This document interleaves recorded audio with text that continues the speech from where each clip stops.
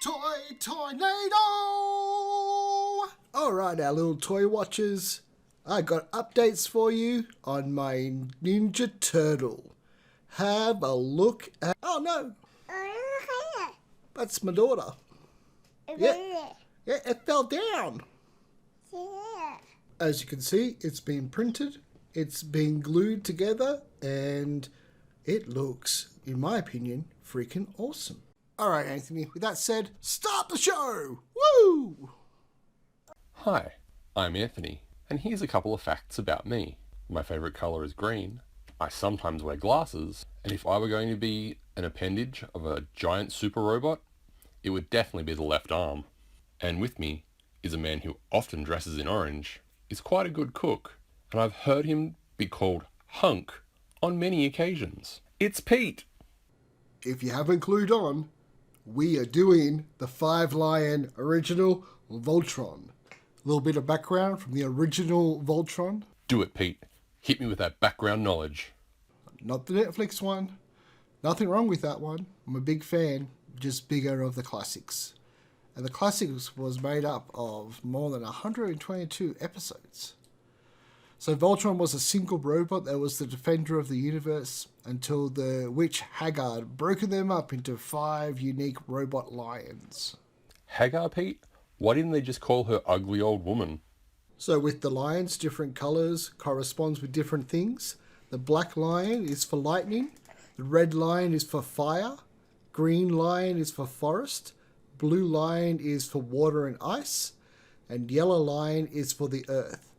I remember getting these toys as a gift from my nan and pop for either Christmas or birthday, and I lost my mind. This was like the best thing in the world, and the box was huge, and they came with, I don't have the weapons anymore, but this is that childhood toy that you just go, what? Yes, I love you, nan and pop, I love you!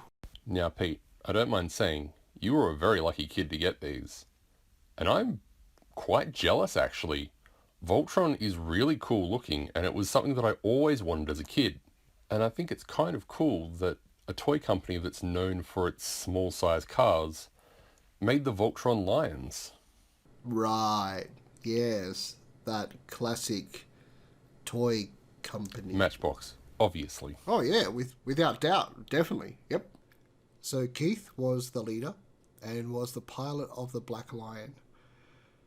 Now the lion came with Keith, the action figure. He had like also a little helmet that he could wear.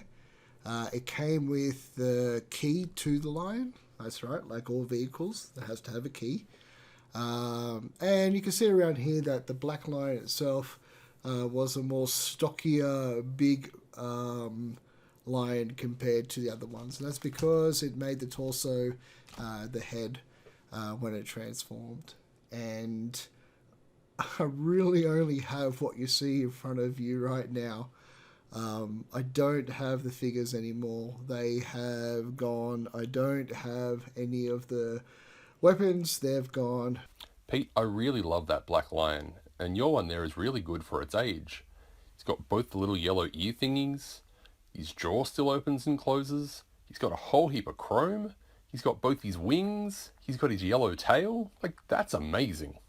I do like that the unique thing about the Black Lion is that its chest opens up, and that's where you slide the Keith figure in. And Pete, unfortunately we're a couple of months too late for doing Voltron, because up until a couple of months ago, I had a couple of the pilots and almost all of the bad guys, but I gave them away to a friend. Anthony, you're only a couple of meters away from the second microphone. Would you care to explain?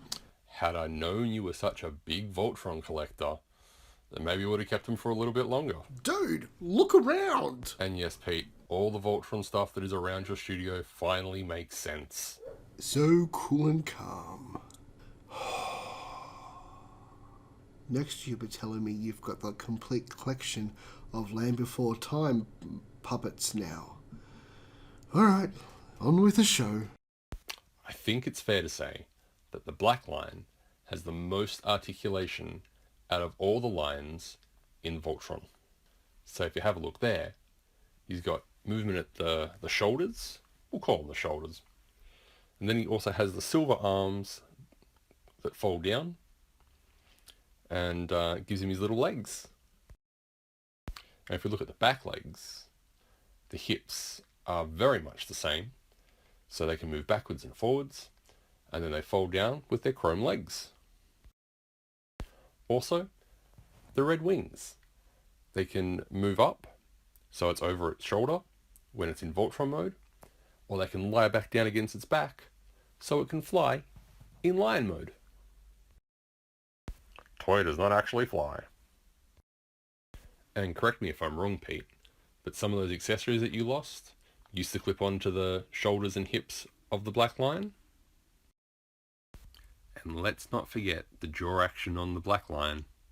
He opens his mouth really wide, and there's a face inside. Next we have Hunk. He was the yellow pilot. He was in the Yellow Lion.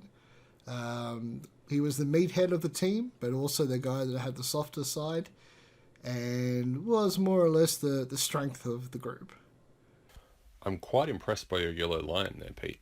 It actually has the canopy and the little chrome part on top.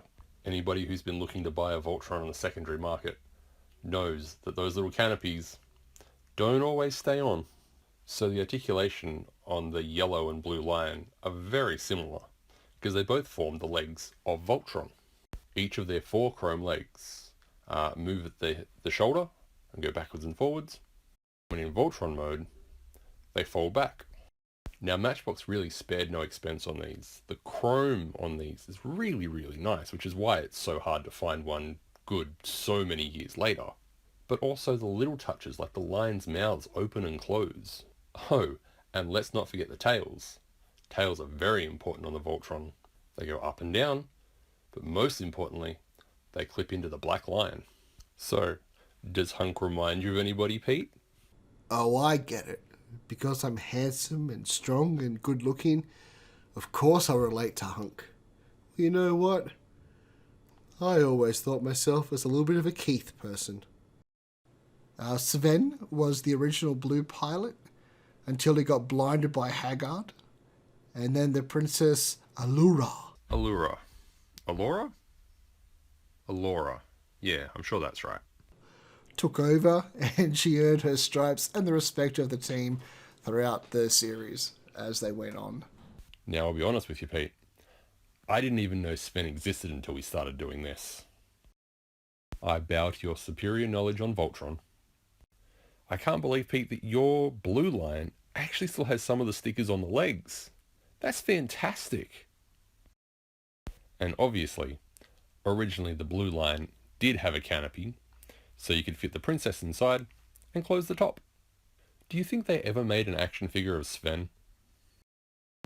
So, similar to the orange line, the blue line has articulation at the hips. All 4 legs go backwards and forwards.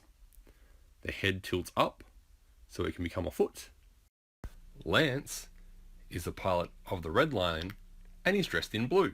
He was a bit of the hothead of the team, if I remember rightly.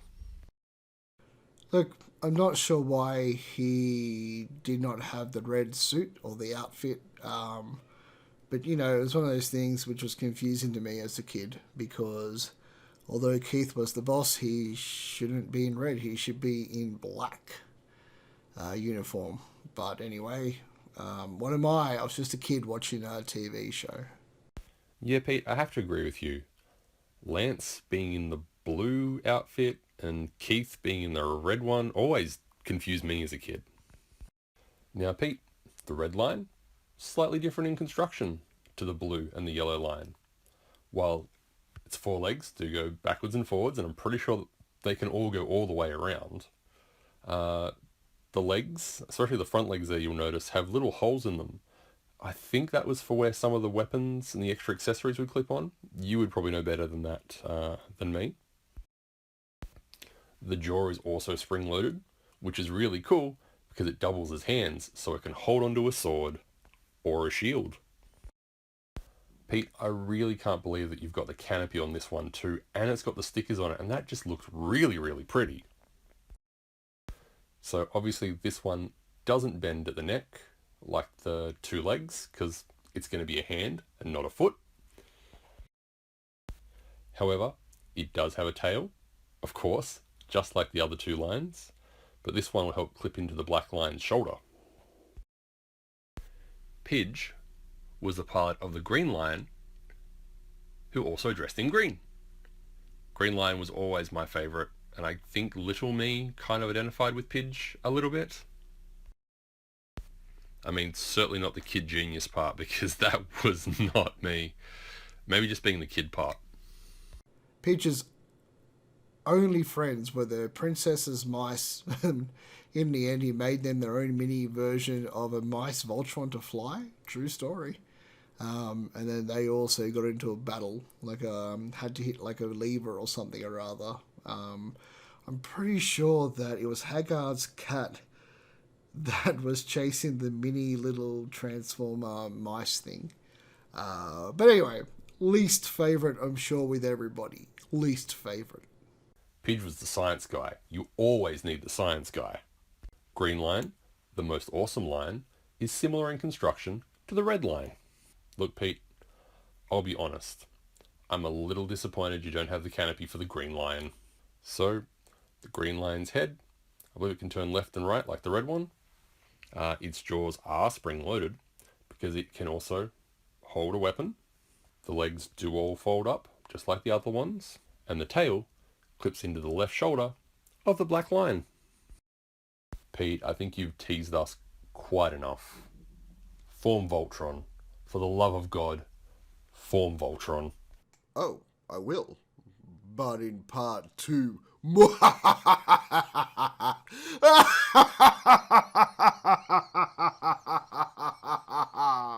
Big shout out and thanks to Chownrat for all the art for this episode.